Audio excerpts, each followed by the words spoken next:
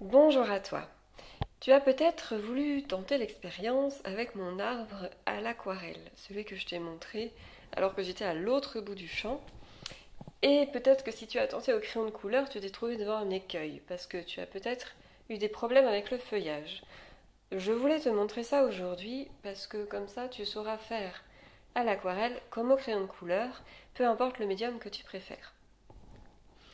On regarde ensemble comment avoir un feuillage dense pour un arbre dessiné au crayon de couleur, de la même façon, enfin aussi dense au moins, que celui dessiné à l'aquarelle. Comment on fait? Parce qu'à l'aquarelle c'est rapide, on peut rajouter des feuilles très rapidement, et à l'aquarelle on va avoir tendance à mettre trop de peinture, et c'est pour ça qu'on fait les feuilles une par une, c'est mieux, parce que si elles se touchent ça fait une surface, ça fait quelque chose du coup de dense, et les couleurs elles se fondent entre elles. Au crayon de couleur, on n'a pas ces histoires de surface dont il faut se méfier. Au contraire, on peut être très très précis et si on fait les feuilles une par une, alors on n'a pas cette sensation de densité. Je te montre tout de suite de quoi je parle en t'expliquant en dessin, ça ira beaucoup mieux. On y va? C'est parti. Si tu as donc suivi mes conseils pour l'aquarelle, tu t'es peut-être retrouvé à faire ton arbre, donc avec un joli tronc.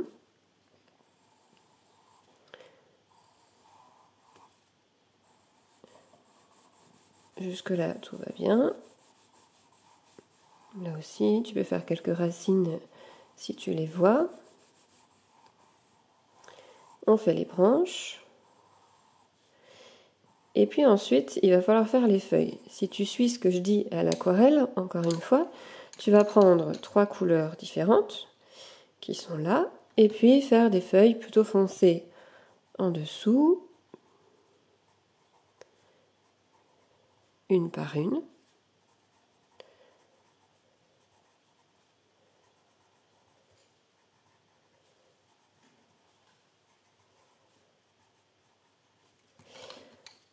Ensuite, un peu plus clair, enfin en tout cas d'une autre couleur, une par une.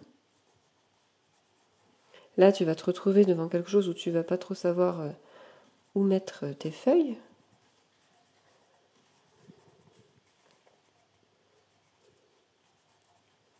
On en met quelques-unes. Et puis la couleur un peu plus claire pour là où il y a les lumières dans tes feuilles. Alors tu vois qu'on a tendance à faire des feuilles qui sont très régulières, espacées de manière très régulière, comme ça. On a vraiment tendance à avoir un arbre du coup assez schématique. Et puis là, on a des espaces qu'on ne sait pas bien remplir et qui prennent énormément de temps à remplir si on veut les remplir avec une feuille par une feuille par une feuille dessinée. Et finalement, on se retrouve, malgré nos efforts pour dessiner les feuilles une par une, avec un arbre qui paraît vide, qui paraît creux, qui paraît tout aéré, beaucoup plus aéré qu'il ne devrait l'être. Alors, recommençons au crayon de couleur toujours. On va faire le même tronc, d'accord? On va admettre qu'il s'agit du même arbre.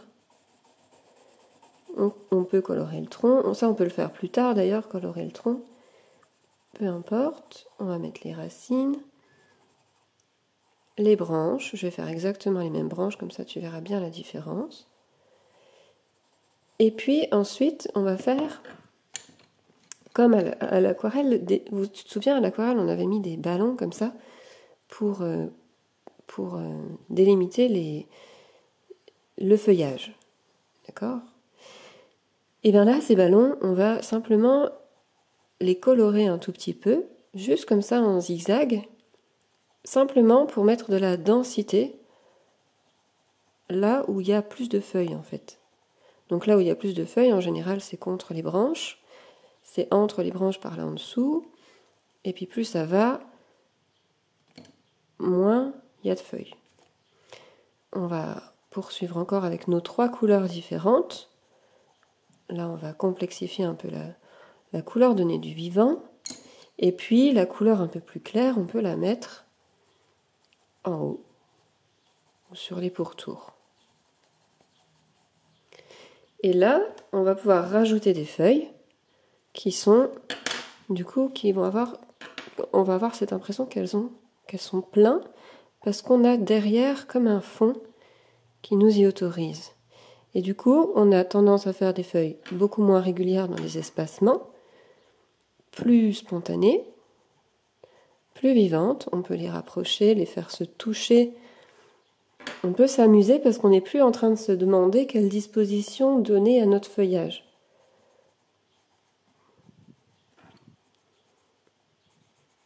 Donc je continue, ça prend un petit peu de temps, c'est normal. Mais tu vas voir que on va finalement prendre moins de temps qu'avec celui-là et qu'on va avoir un meilleur résultat à la fin. On peut aussi dépasser de nos ballons, rendre la chose un peu plus pétillante, encore plus vivante. On va mélanger avec notre couleur un peu plus jaune comme ça va un fer foncé mais plus jaune.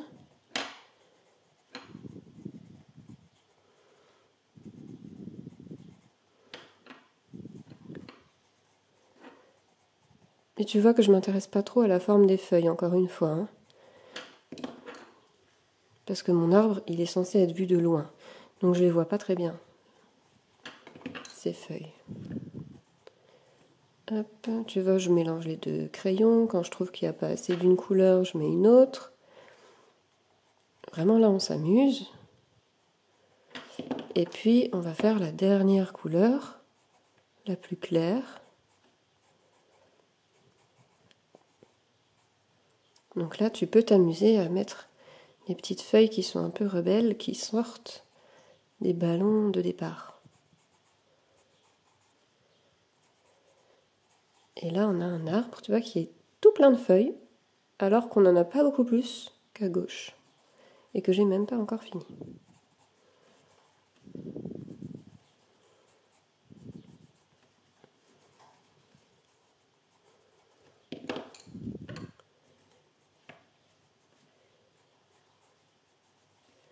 Là, je rajoute des feuilles de la couleur médium pour remélanger tout ça, rebalancer. On peut en rajouter encore par ici. Là, ce coin-là, il doit être très fourni parce qu'on n'a pas dessiné la branche. Et si on n'a pas dessiné la branche, soit c'est qu'il n'y a pas de feuilles, soit c'est qu'il y a trop de feuilles qui la cachent. Donc il faut qu'on les dessine.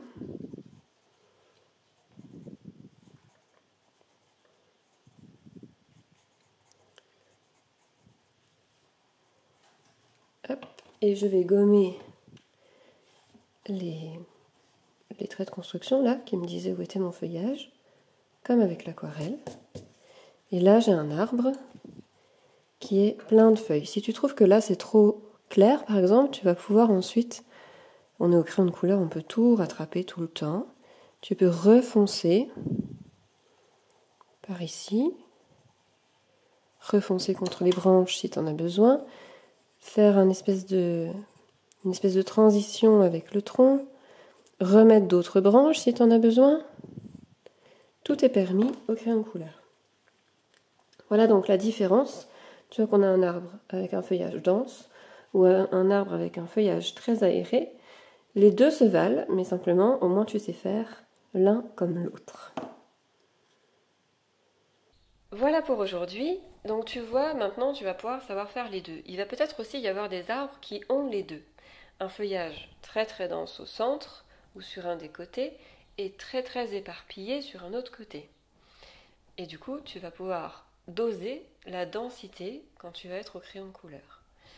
N'hésite pas à faire un arbre imaginaire dans ce cas-là, comme je viens de le faire, ou un vrai arbre, ce sera encore plus facile avec un vrai arbre, de la même façon que j'avais dessiné au croquis avant l'aquarelle, celui que j'ai dessiné, le fameux à l'aquarelle. Tu as tout en fiche là-haut. À toi de t'amuser, à toi de faire ce que tu as envie de faire. J'espère t'avoir autant incité à l'aquarelle qu'au crayon de couleur parce que ces deux médiums-là se valent. Si tu veux aussi faire quelque chose au pastel, alors tu prends le même principe qu'au crayon de couleur, tout ira très très bien comme ça. Tu vas voir avec le pastel, tu vas pouvoir plus étaler avec le doigt, mais c'est à peu près la seule différence. Et ben, dis-moi si tu as aimé cette vidéo, si ça t'a aidé, si ça ne t'a pas aidé, et si tu as encore des questions à me poser, je suis là pour y répondre dans les prochaines vidéos. Si tu veux aller plus loin avec moi dès maintenant, tu as accès à une formation gratuite de 5 cours que je t'envoie par mail qui te permettra d'avoir les bases en dessin sans mon accompagnement, mais quelques bases que tu peux t'approprier toi tout seul ou toute seule. Je te laisse découvrir ça, aller voir mon site, découvrir aussi l'article dédié à cette vidéo avec des choses beaucoup plus posées dans les explications. Et on se retrouve très bientôt, dans tous les cas, sur cette chaîne pour de nouvelles vidéos. Merci à toi et à très vite.